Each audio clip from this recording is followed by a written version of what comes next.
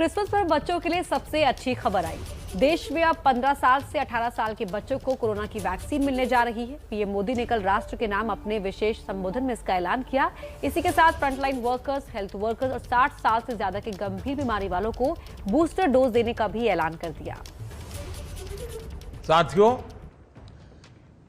15 साल से 18 साल की आयु के बीच के जो बच्चे हैं, अब उनके लिए देश में वैक्सीनेशन प्रारंभ होगा। प्रधानमंत्री नरेंद्र मोदी के इस बड़े ऐलान के साथ क्रिसमस के दिन देशवासियों की खुशियां दोगुनी हो गई। अब देश में 15 साल से ऊपर के जो बच्चे हैं, उन्हें भी कोरोना की वैक्सीन मिलने वाली है। क्रिसमस के दिन रात 9:31 पर पीएमओ की तरफ से एक ट्वीट किया गया कि 15 मिनट में पीएम मोदी देश को संबोधित करने वाले हैं और ठीक रात 9:45 पर प्रधानमंत्री का संबोधन शुरू हुआ। कोरोना पर देश की उपलब्धियां और इसे लेकर तमाम सावधानियों की चर्चा के बाद पीएम मोदी ने बच्चों के लिए वैक्सीनेशन की तारीख का ऐलान कर दिया। देश में 15 साल से 18 साल के बच्चों को वैक्सीन मिलेगी। बच्चों का वैक्सीनेशन 3 जनवरी 2022 से शुरू होगा। देश में इस आयु वर्ग के करीब 8 करोड़ बच्चे हैं जिन्हें इसका फायदा मिलेगा। 15 साल से 18 साल की आयु के बीच के जो बच्चे हैं, अब उनके लिए देश में वैक्सीनेशन प्रारंभ होगा। 2022 में 3 जनवरी को सोमवार के दिन से इसकी शुरुआत की जाएगी।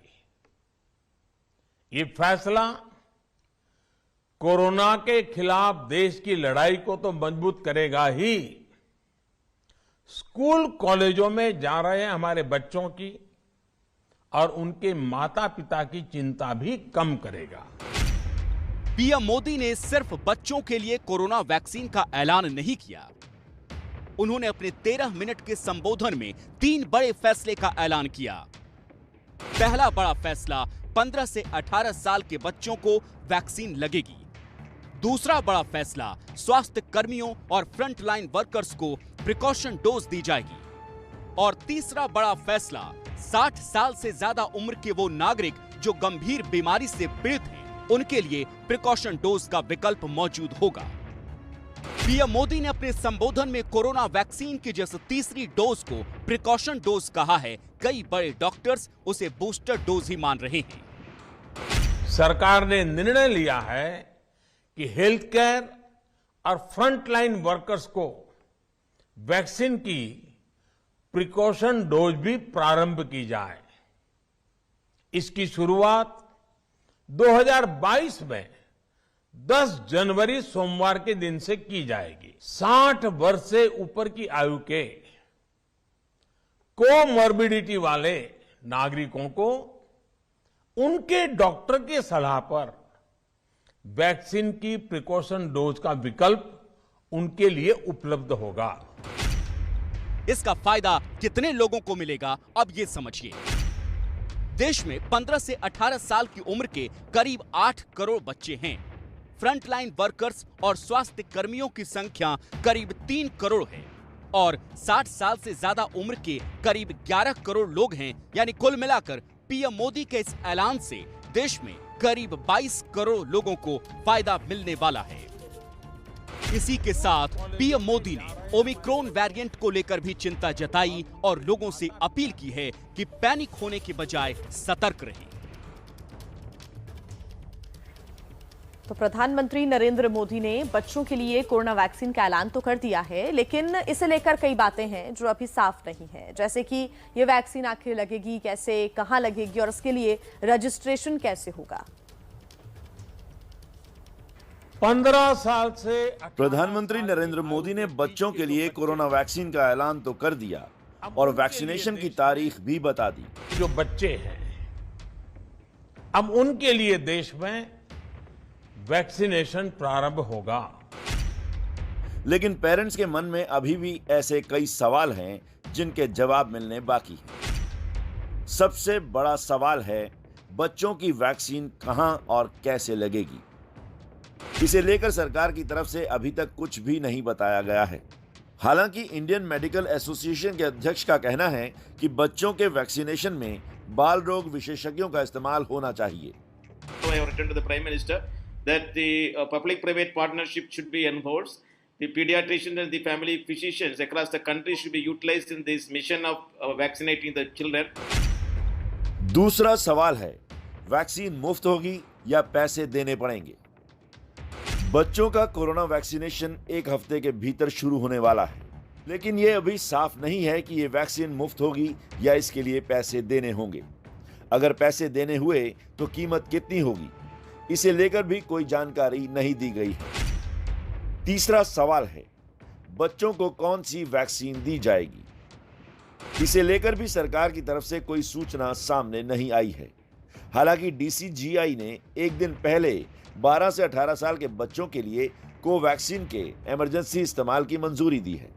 इससे पहले जायडस कैडिला की वैक्सीन ज़ाइकोवी-डी को भी इमरजेंसी यूज की मंजूरी मिल चुकी है, लेकिन कौन सी वैक्सीन मुहैया कराई जाएगी, ये सवाल बना हुआ है। चौथा सवाल है, रजिस्ट्रेशन जरूरी होगा या सीधे वैक्सीन लगेगी?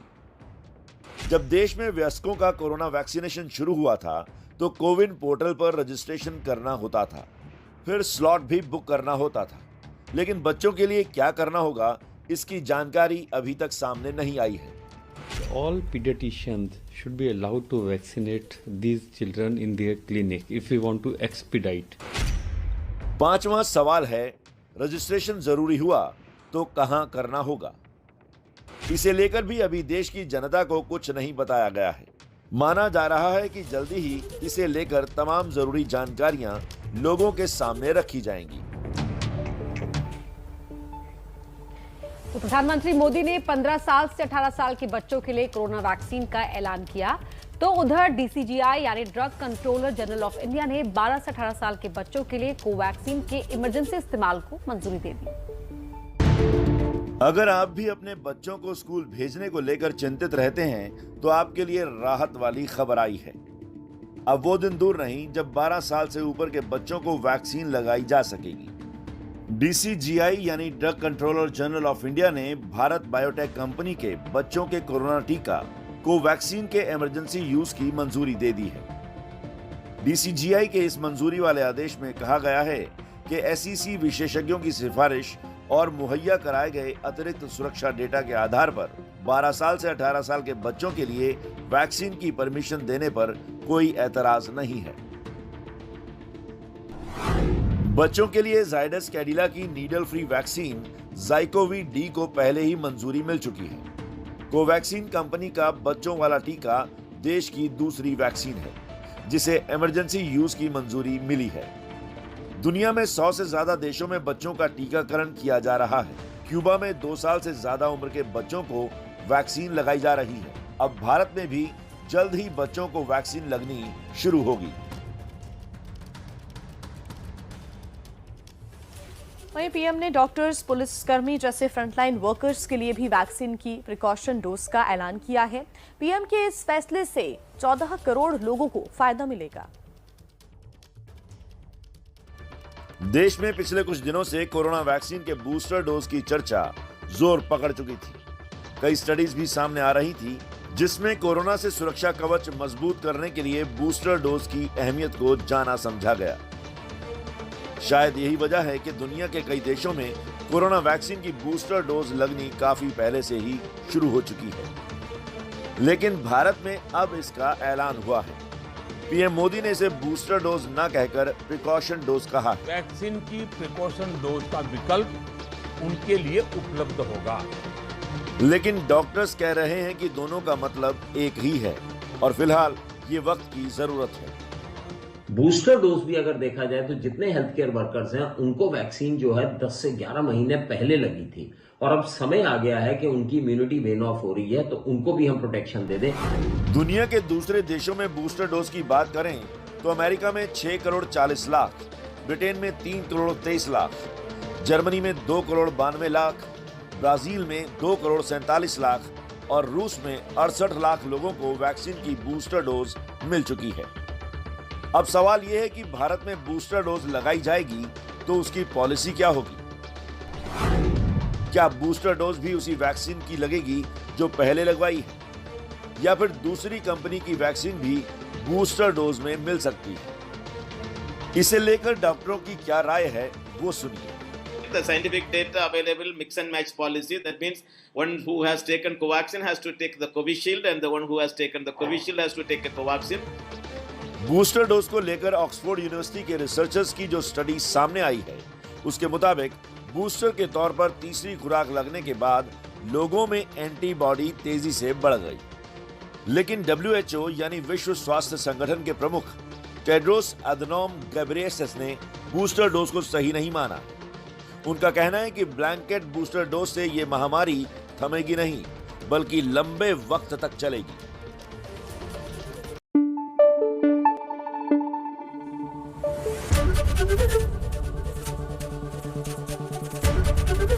ABP न्यूज आपको रखे आगे।